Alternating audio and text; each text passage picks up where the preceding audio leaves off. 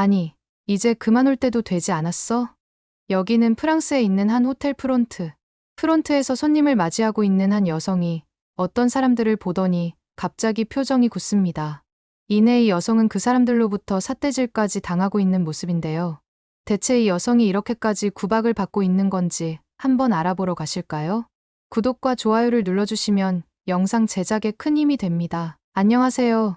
저는 프랑스 파리의 5성급 호텔에서 일하고 있는 엘로디예요. 제가 호텔리어로 일한 지는 1년 정도 됐어요. 처음에는 모든 게 낯설고 어려웠지만 지금은 점차 업무에 익숙해지면서 나름의 보람을 느끼고 있답니다. 그런데 요즘 저희 호텔 업계에 흥미로운 소식이 들려오고 있어요. 프랑스의 5성급 호텔들이 저마다 한국인 고객 유치에 열을 올리고 있다는 거예요. 심지어 어떤 호텔은 한국인 투숙객에게 10%의 할인 혜택을 제공한다는 소문도 들리더라고요. 이 얘기는 같은 학교 출신의 선배이자 든든한 조력자인 아멜리에게 전해 들었어요. 사실 처음에는 왜 하필 한국인 고객일까? 라는 의문이 들었죠. 그래서 아멜리 선배에게 이유를 물어봤더니 선배는 이런 설명을 해주더라고요.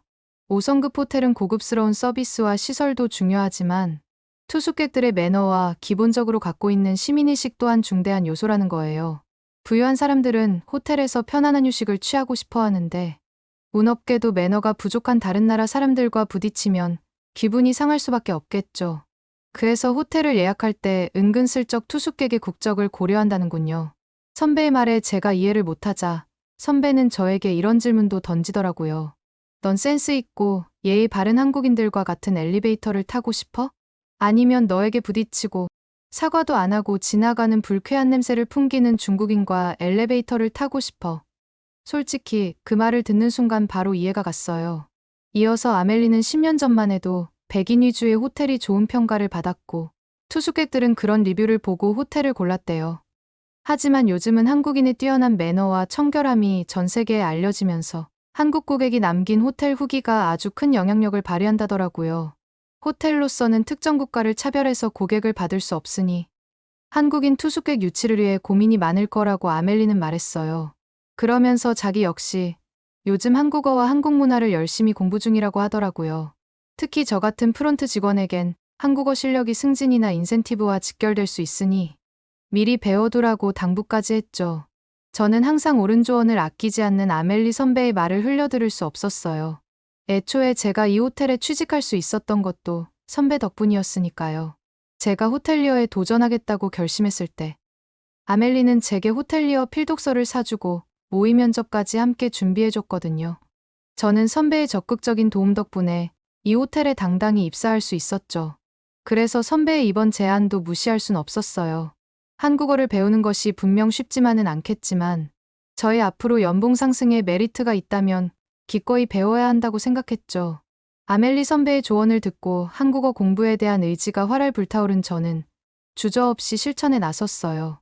그날 퇴근길에 큰 서점으로 발걸음을 돌렸죠. 한글 기본 서적을 골라 한아름 안고 계산대 앞에 섰어요. 이게 뭐라고 괜히 설렘이 느껴지더라고요. 저는 집에 도착하자마자 저녁밥을 간단하게 먹고 책상에 앉아 한글 공부를 시작했어요. 사실 예전에 일본어와 중국어에 도전해본 적이 있었는데 성과는 그다지 만족스럽지 않았거든요. 히라가나와 가타카나를 익히는 데만 한참을 허비했던 기억이 떠올랐죠. 하지만 한글은 달랐어요. 글자 모양이 단순하고 규칙적이어서 놀랍게도 익히는 게 수월했죠. 하루가 멀다 하고 조금씩 늘어나는 실력에 공부하는 재미가 쏠쏠했답니다. 이렇게 한 달을 매진하다 보니 저는 드디어 한글을 어느 정도 읽을 수 있게 되었어요. 정말 뿌듯하고 신나기까지 하더라고요. 어느 정도 기초가 쌓이자 저는 넷플릭스에서 한국 드라마를 찾아보기 시작했어요. 처음엔 자막에 의지해야 했지만 귀를 열심히 기울이다 보니 조금씩 알아듣게 되더라고요. 대사를 따라 읽으며 발음도 연습하고 한국에서 사용하는 적절한 표현도 익혔죠. 한국 드라마에 몰입하다 보면 시간 가는 줄 모를 정도로 푹 빠져들었어요. 특히 최근에 세계 1위를 했던 기생수를 보는데 어찌나 재밌던지 밤새서 끝까지 보고 말았다니까요. 저는 어느새 한국어로 기본적인 의사소통이 가능해졌고 회화 표현도 많이 늘었답니다. 즐겁게 공부하니 실력이 쑥쑥 느는 것 같았어요. 그렇게 반년쯤 지났을까요? 신기하게도 저는 더 이상 자막 없이도 드라마 속 한국어 대사를 알아들을 수 있게 되었어요. 처음엔 간단한 단어나 문장 위주로 이해했는데 점점 대화의 맥락을 이해할 수 있게 된 거죠. 그때부턴 마치 드라마 속 인물이 된 것처럼 몰입이 되더라고요. 이렇게 자신감이 붙자 좀 더 다양한 콘텐츠에 도전해보고 싶어졌어요. 그래서 제가 선택한 건 영화관에 직접 가서 한국 영화를 보는 거였죠. 최근 화제의 한국 영화 파묘를 보러 가야겠다고 생각했어요. 드라마를 보면서 감탄한 건 배우들의 연기뿐만이 아니었어요. 극중 인물들이 내뱉는 한국어 표현 하나하나가 귀에 쏙쏙 들어오는 제 모습에 절로 미소가 지어지더라고요. 제 한국어 실력이 쑥쑥 늘어가고 있음을 실감하는 순간이었어요. 이래서 사람들이 외국어를 배우는구나 싶었답니다. 그러던 어느 날 편의점에 들렀다가 깜짝 놀랄 일을 겪었어요. 목이 말라 집어든 코카콜라 캔 앞에 작은 한글이 보이는 거예요. 유심히 살펴보니 코카콜라라고 또박또박 쓰여 있더라고요. 코카콜라에 한글이 써 있는 건 처음 보는데 마침 제가 한글을 읽을 수 있을 때 이렇게 써 있으니 괜히 뭔가 뿌듯했어요. 코카콜라에는 영어 말고 다른 글자가 써 있는 걸 단 한 번도 본 적이 없었는데 순간 한국이라는 나라의 위상이 어마어마하게 높아졌음을 실감하게 되더라고요. 그리고 제가 공들여 익힌 언어가 이렇게 세계적으로 존재감을 드러내고 있다는 사실이 괜히 가슴 벅차게 다가왔어요. 저도 정말 주책이라고 생각했죠. 한글을 알아보는 즐거움을 만끽하며 호텔로 출근했던 날, 저는 정말 기분 좋은 소식을 접했어요. 바로 한국어 시험을 통해 실력을 검증하고 성적 우수자에겐 보너스까지 준다는 회사 공지였죠. 그 공지를 본 순간 바로 아멜리가 생각이 나더라고요. 평소에도 꾸준히 한국어를 공부해왔었는데 목표까지 생기니 한국어 공부를 할 때 집중이 더 잘 되었답니다. 그렇게 일주일을 더 공부해서 본 한국어 시험은 다행히 합격 점수를 얻을 수 있었어요. 보너스가 생각보다 많아 기분이 날아갈 것만 같았죠. 보너스를 받자마자 저는 아멜리가 생각나서 맛있는 점심까지 사줄 정도였다니까요. 한국어를 익히고 난 뒤로 저는 호텔에 머무는 한국인 고객들을 유심히 관찰하게 되었어요. 문득 아멜리 선배가 언급했던 한국인과 다른 국적의 투숙객간 차이가 궁금해졌거든요. 먼저 프런트로 다가오는 한국분들의 모습을 지켜봤어요. 한국인들은 예의 바른 자세로 직원들에게 먼저 인사를 건네고 자신의 요구사항을 정중한 말투로 설명하더라고요. 불어가 서툴러도 최대한 소통하려 애쓰는 태도가 인상적이었죠. 언어가 통하지 않을 때에는 당황하지 않고 핸드폰을 꺼내 번역기를 바로 켜서 저희가 이해할 수 있게 메시지를 전달하는데 그걸 보고 한국인들의 세심함과 센스에 감동까지 받았답니다. 반면 중국인 고객들은 한국인 고객들과 전혀 다른 인상을 주더라고요. 프런트에 도착하자마자 본인이 원하는 게 뭔지 말 한마디 건네지 않고 가만히 쳐다만 보고 있는 태도에 당혹감을 느낄 때가 많았죠. 체크인인지 체크아웃인지 여쭤봐도 대답 안 하고 빤히 쳐다만 보는데 답답해서 미칠 뻔했다니까요. 심지어 몇몇 분들은 큰 소리로 호통을 치거나 저희를 향해 손가락질하기까지 하더라고요. 저한테 왜 원하는 걸 즉각 들어주지 않느냐며 언성을 높이는 모습에 저도 모르게 움츠러들 때가 많았어요. 그뿐만 아니라 한눈에 비교되는 점이 또 있었어요. 바로 로비 라운지를 사용할 때예요.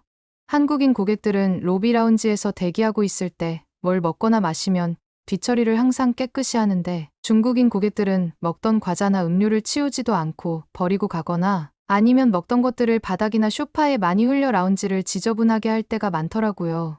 물론 그들 모두가 그런 건 아니겠지만 대다수가 그렇다 보니 이런 부정적인 인상이 남은 건 사실이에요.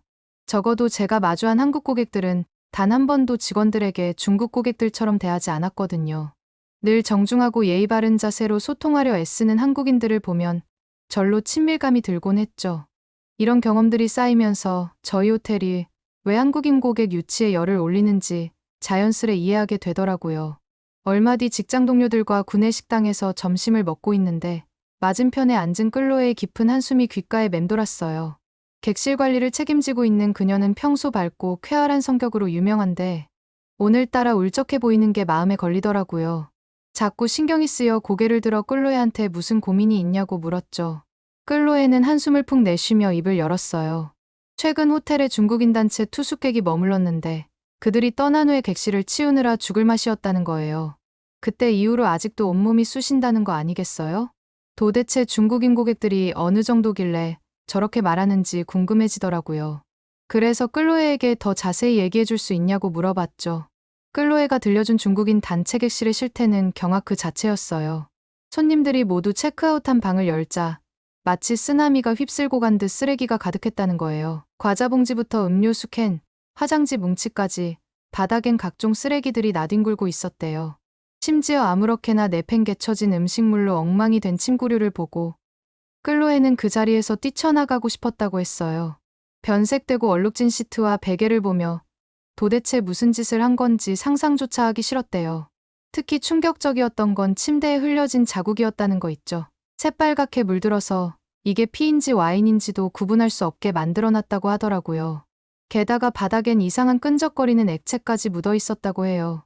대체 뭘 쏟아놓은 건지 상상하는 것조차 두려울 정도였다는 거 아니겠어요? 청소를 하는 동안 클로에는 계속해서 올라오는 헛구역질을 참느라 혼났다고 했죠. 그 광경을 듣고만 있어도 눈앞이 아찔해지더라고요. 그뿐만이 아니었어요. 클로에는 이어서 화장실 이야기도 해줬죠. 방금 전까지의 이야기가 충격적이었다면 중국인 투숙객들이 남기고 간 화장실은 악몽 그 자체였다고 해요.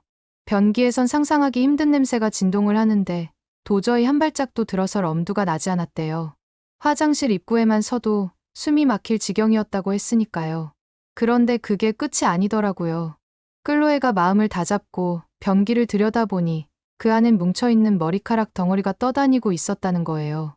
아무리 봐도 사람의 머리카락 같은데 대체 어떻게 변기에 그런 게 들어갈 수 있는지 이해가 안 된다고 하더라고요.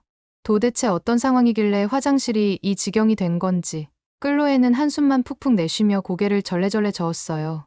중국인 고객들이 객실에 묵어갈 때마다 얼마나 큰 스트레스를 받을지 짐작이 갔죠. 하지만 클로에의 표정이 금세 밝아졌어요. 저는 오늘 데이트라도 있는 거냐고 물어봤는데 클로에는 그게 아니라 오늘 저녁엔 중국인 단체가 아닌 한국인 고객 비중이 높아서 안심된다고 말을 했죠. 순간 제 머릿속에 물음표가 가득 떠올랐어요. 왜 하필 한국인 투숙객이 많으면 안심이 되는 거지? 궁금증을 참지 못하고 물었더니 클로에의 대답에 또 한 번 놀라고 말았어요. 한국인들이 머물고 간 객실은 마치 아무도 묵지 않은 것처럼 깨끗하다는 거예요. 제가 이해 안 된다는 표정을 짓자 클로에가 이어서 설명해줬어요. 아니, 한국인들이 체크아웃을 하면 침대 위에 이불은 말끔히 개어져 있고 바닥엔 쓰레기 하나 없이 깔끔하게 정돈되어 있다는 거 아니겠어요? 처음 들었을 땐 과장인가 싶었는데 클로에의 표정을 보니 거짓말이 아니구나 싶었어요. 저희는 한국인들이 어떻게 쓰고 난 객실을 원래 상태 그대로 유지하는 건지 그 노하우가 궁금하다며 신기해했죠. 이어지는 이야기는 바로 공감을 할 수밖에 없는 내용이었어요. 한국인들의 모범적인 객실 사용은 세세한 부분에서도 돋보인다는 거예요. 휴지통을 열어보면 쓰레기들이 잘 들어있어 청소하기가 수월하다고 하더라고요. 객실에서 나오는 쓰레기라곤 휴지통 안에 가득 찬 쓰레기가 전부라고 말을 했죠. 덕분에 한국인 투숙객들이 지나간 객실은 정리하는데 그리 오랜 시간이 걸리지 않는다는 거 있죠? 오히려 깔끔하게 비운 쓰레기통을 보면 기분까지 좋아진다며 클로에는 싱긋 웃더라고요. 그러고 보니 최근 프랑스에서도 환경보호 차원에서 분리수거를 도입했던 게 떠올랐어요. 이마저도 한국을 롤모델로 삼고 분리수거 제도를 추진한다고 하더라고요. 분리수거가 당연하게 아니냐고요? 네, 원래 프랑스에서는 음식물 쓰레기와 일반 쓰레기를 한 번에 버리고 그랬었거든요. 그런데 분리수거라뇨? 당연히 할 일이 없었죠. 클로에는 자기가 전 세계 사람들이 묵은 객실을 다 치워봤지만 이렇게 깨끗한 고객은 한국인밖에 없다며 세계 1위라고 거의 찬양하듯이 말하더라고요. 다른 동료 직원들은 그렇게까지 대단하냐고 물어봤지만 솔직히 저는 클로의 말이 바로 이해가 됐답니다. 한편 한국어 시험 성적을 인정받아 보너스까지 받게 된 저는 마음이 한껏 들떠 있었어요. 덕분에 이번 휴가를 여유롭게 보낼 수 있을 것 같았거든요. 휴가를 어디서 보낼까 고민하던 중 문득 번뜩이는 아이디어가 스쳐 지나갔죠. 그동안 공들여 익힌 한국어 실력을 마음껏 발휘할 수 있는 곳으로 여행을 가야겠다는 생각이 들더라고요. 저는 망설임 없이 한국행을 결심했어요. 게다가 최근 홀딱 빠진 K-팝 걸그룹 아이브의 굿즈도 구매할 수 있으니 일석이조였죠. 여행 계획을 세우던 중 문득 전 직장에서 가장 가깝게 지냈던 호텔리어 동료 은서가 떠올랐어요. 오랜만에 연락을 취해보니 우연찮게도 은서가 한국에서 자취를 시작한다는 소식을 들을 수 있었죠. 은서는 제가 한국에 머무는 동안 자기 집에서 묵고 가는 게 어떻겠냐는 제안을 해줬어요. 오랜만에 만나는 절친과 함께 현지인처럼 살아보는 기회라니 이보다 더 좋을 순 없었죠. 은서와 전화를 끊고 나니 문득 고민이 되더라고요. 자취를 시작하는 은서에게 어떤 선물을 준비해야 좋을지 막막했거든요. 그래서 저는 언제나 현명한 조언을 아끼지 않는 아멜리 선배에게 도움을 청했어요. 역시나 아멜리 선배는 척척박사답게 금세 해답을 내놓더라고요. 한국 가정이라면 어디에나 밥솥이 있을 거라며 은서에게 밥솥을 선물하는 게 어떻겠냐고 제안했답니다. 게다가 자기도 은서에게 신세를 많이 졌다며 선물 비용을 보태겠다고 말해주더라고요.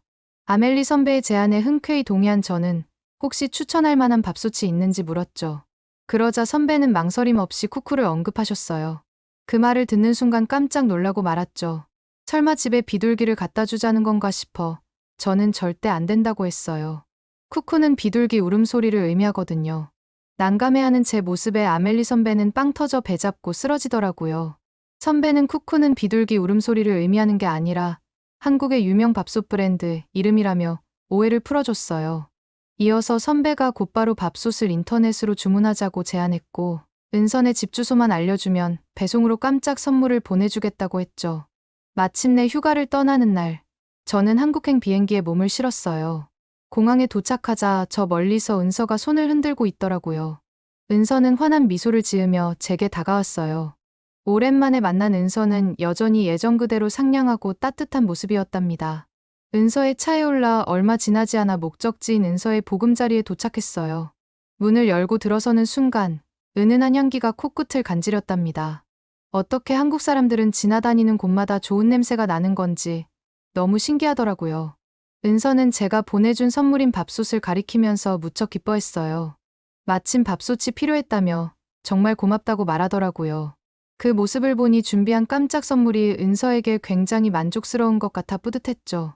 은서가 보여주는 밥솥을 저는 신기한 듯 뚫어지게 쳐다봤어요. 둥글둥글한 외관이 마치 굴러다니는 눈사람의 머리 같다는 생각이 스쳐 지나가더라고요. 그 사이 은서는 쌀을 안 치며 밥솥으로 밥을 지은 다음 맛있는 김치볶음밥도 만들어주겠다고 말했어요. 김치로 만든 볶음밥이라니 어떤 맛일지 정말 궁금했답니다. 이어서 은서가 저한테 떡볶이나 김밥을 먹어본 적이 있냐고 물어보더라고요. 저는 먹어본 적이 없다고 하면서 고개를 저었죠. 사실 한국 음식은 한 번도 먹어본 적이 없었거든요. 떡볶이와 김밥은 프랑스에서도 인기가 많아 꼭 먹어보고 싶다고 말을 했어요. 그러자 은서의 눈이 반짝였죠. 은서는 바로 휴대폰을 집어들더니 뭔가를 열심히 하더라고요. 잠시 후 배달을 시켰다는 말과 함께 조금만 기다리면 떡볶이와 김밥이 금세 도착할 거라며 은서가 미소 지었어요.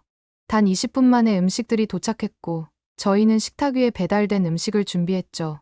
은서가 능숙한 손놀림으로 떡볶이 포장을 뜯는 모습에 저는 깜짝 놀랐어요. 포장랩을 쉽게 뜯을 수 있도록 미니칼 같은 도구가 함께 들어있더라고요. 프랑스였다면 랩에 쌓인 음식을 열 때마다 칼을 찾느라 분주히 주방을 돌아다녔을 텐데 작은 배려에서 느껴지는 한국 사장님의 센스 때문에 저도 모르게 감탄이 절로 나왔죠. 앞접시에 새빨갛게 물들어진 떡볶이가 담겼어요. 한 입 먹어보니 달콤한 양념에 은은한 매운맛이 올라오고 쫄깃한 떡의 식감이 정말 좋았어요. 이렇게 쫄깃한 음식이 거의 처음이라 자꾸만 손이 갔죠. 그때 은서가 김밥을 집어들더니 떡볶이 국물에 찍어서 먹더라고요. 호기심에 저도 김밥을 떡볶이 소스에 살짝 적셔 한 입 빼어 물었죠. 그러자 밥과 계란, 야채 등 다양한 재료가 조화롭게 어우러진 맛이 입안 가득 퍼졌어요. 게다가 김밥에 떡볶이 양념이 스며들면서 은근히 매콤하게 됐는데 이런 조합이 가능하다니 정말 신기할 따름이었죠. 잠시 후 은서가 주방에서 뭔가를 열심히 만지작거리더니 뜨끈한 김치볶음밥 한 그릇을 제 앞에 놔주더라고요.